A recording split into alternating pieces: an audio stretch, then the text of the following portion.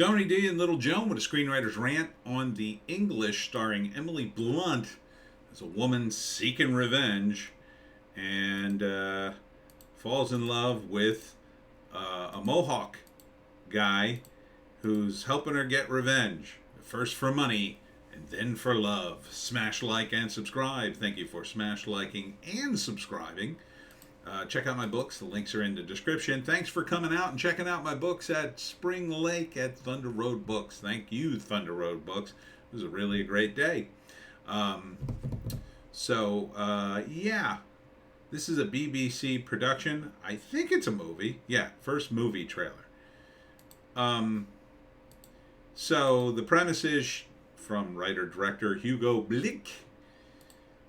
She wants to get revenge. I think they killed her son because she says these guys wanted to erase his memory, so I assume he's already dead from the creator of An Honorable Woman. And this takes place in the Wild West, so she ends up bribing. She can't find anybody else. She's got lots of money. She can't find anybody else to help her, so she recruits this guy. I'm not sure how she knows him, but he seems to be a Native American, but he knows the ways of the West, kind of thing. He's not fresh off the prairie. He's got looks like he's got a Union jacket on. I guess he fought in the Union Army. I don't know if a lot of Native Americans did, or if any did. I never heard of that. I know that there were a lot of freed slaves who fought. I'm not sure about Native Americans, but that might be historically accurate, I think. So he's got these weird things on his jacket. I don't know if that's historically accurate.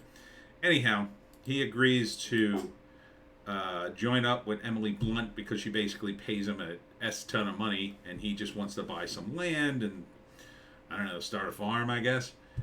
Well, they pursue this guy who killed her son, killing guys. I guess she learns how to use a bow and arrow too when she runs out of bullets. And they take down a bunch of evil dudes in the West, like every other Western movie. So what's his name? Chase? Is that how you say that? Chask? Spencer. As the Native American guy. And then they fall in love. So, I don't know. It's a little... Jesus, Joan. I'm trying to put my thoughts together, and you're just barking up a storm here. All right, fine. Sit here. Center of attention, dog. So, I guess the first act would be she loses her son, and called the English because I think that refers to her being the English woman that he's in love with, and the other Native American guy refers to her that way, I'm guessing. So this is a lot of elements here. You've got the revenge plot, but I think the love story kind of undermines the revenge, doesn't it? A little bit. I mean, is she gonna fall in love with the guy she hired to get revenge? It seems awfully convenient. Seems a little close. It seems like you could do one or the other and still do a good Western. Like the revenge is standard, right? Revenge movie. She hires a dude. They teach her how to fight and shoot a gun. And then she just gets better and better at it. And then she starts killing dudes. That to me would be one kind of movie. And then the other kind of movie would be two star-crossed lovers who shouldn't fall in love, and society doesn't understand, man. And then they fall in love. So they're kind of combining those two movies. I don't know. That sounds like something the woke BBC would do. So first act, her son is killed. It's not good. She tries to get justice. Everybody ignores her. She still has lots of money, though, for some reason. You'd think somebody just scoop her right up and marry her. But no. She's determined to get revenge for her son. So she hires him. First he won't do it. She bribes him until he says, yes, okay, I'll do it because I really need the money and I want to buy my own land and do my own thing. and the white man's keeping me down, which is implied in the trailer. Fair enough. He talks to his buddy. I don't know about this. I don't know about this. Getting involved with these people. We got our own ways. And he's like, it's a lot of money. And it's Emily Blunt. She's hot.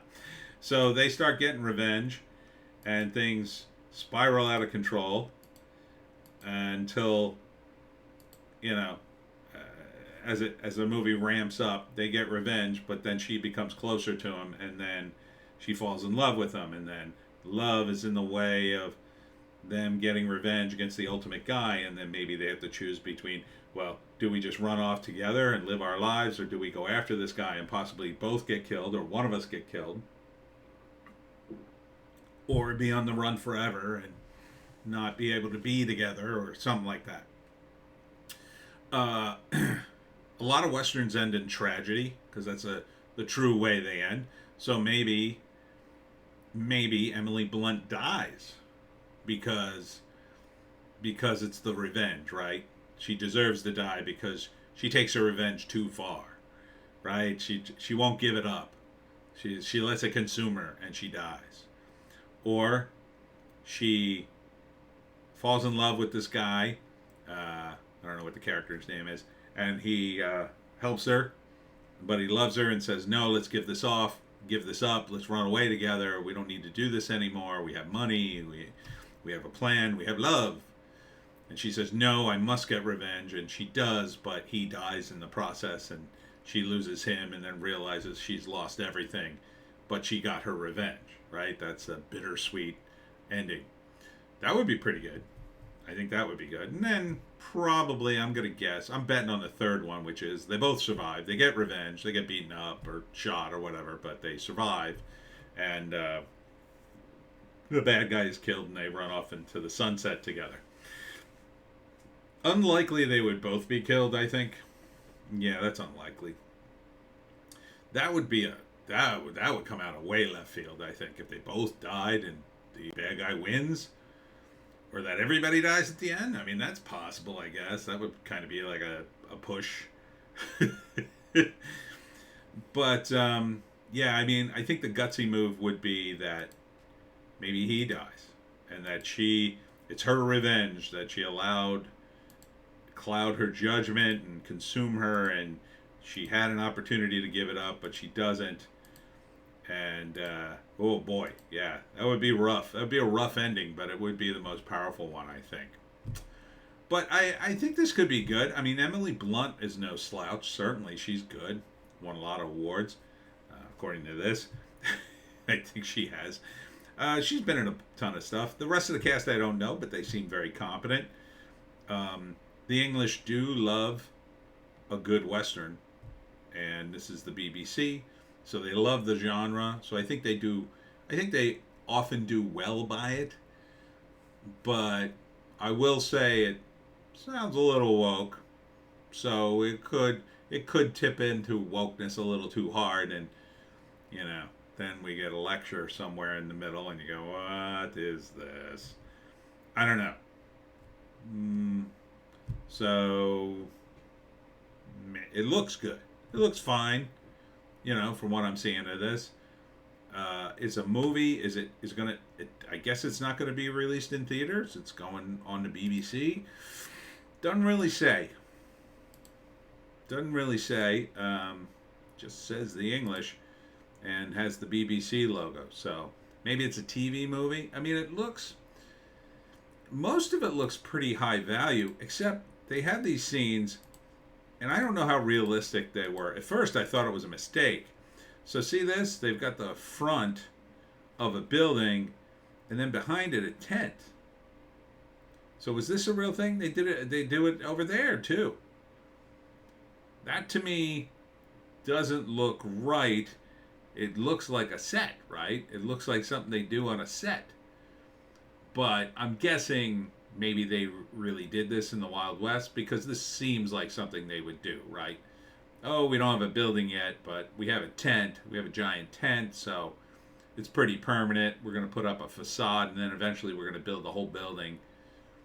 We're going to build a building from that.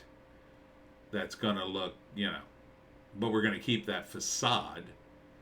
But this is what they first build when they get there, maybe?